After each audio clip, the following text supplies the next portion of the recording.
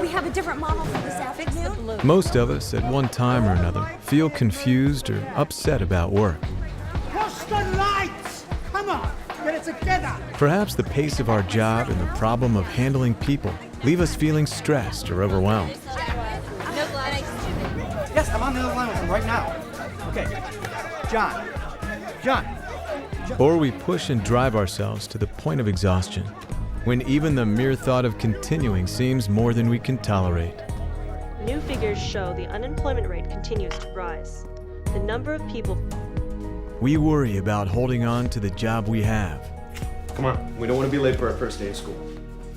or whether we can really succeed when we start a new one. At 10:30, this place is going to be swarming with people. I mean, just packed. We have to maintain crowd control. That is paramount. We're going to have a special VIP guest coming in. We will not know the time of arrival. Keep in radio contact always. Look alive, be alert, and be nice to the press. Come outside. I'll show you the rest of the detail. I'd like your attention. Please gather around. Moreover, we see other people advance up the ladder for all the wrong reasons. Jenny will be styling our next mag cover. It's her niece.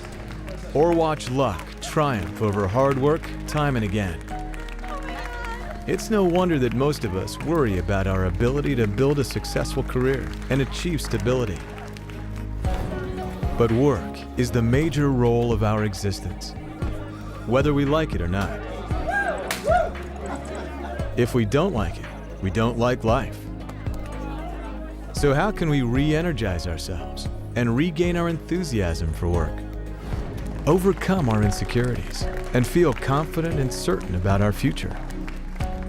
Well, in Scientology it was discovered, in truth, all difficulties and failures stem from confusions. When you're confused about something, you're uncertain. In any aspect of our lives, it is our ability to handle confusion that determines our certainty, security, and success. So, what exactly is confusion?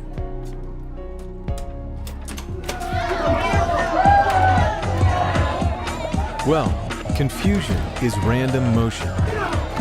Random means without any order or pattern to it. You see, confusions are made up of data, or factors, or parts. They have pieces. As long as all the parts or the pieces of it are in motion, you have confusion. But if you can single out just one piece of the confusion and halt that, then you'll have begun to bring order to that confusion.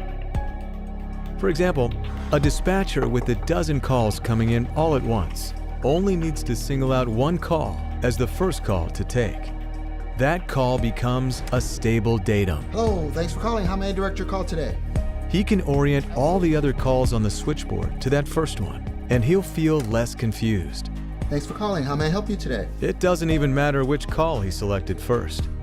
Once he picked one to be his stable datum, the other calls fell in line. Hello, thanks for holding. How may I help you today? Let's take an example of a biologist who is lost in the woods. He's confused. He's anxious. Well, a confusion is only a confusion so long as no part of it is understood. So if he simply grasps one fact about the situation, Okay, the sun always sets in the west, that fact becomes his stable datum. which would make that east and that south, And he can then see how everything else aligns to that. which will eventually take me back. Grasping one fact first, one stable datum, will handle his confusion and help him regain his certainty. The teacher, confronted with a number of immediate problems, only needs to pick his first target of attention to start bringing about order again. Get up! Get up! Now, have you ever tried to teach someone something? Now, we have to maintain crowd control. That is paramount. We're going to have a special VIP guest coming in. We will not know the time of arrival. Keep in radio contact always. Look alive, be alert, and be nice to the press. You know what to do. only to discover later that the person made a mess of it. You may have just written it off to, well, he's just not that bright. But the truth of the matter is, he was just confused. He lacked a stable datum. One fact had to be brought home to him first. This list is the most important thing.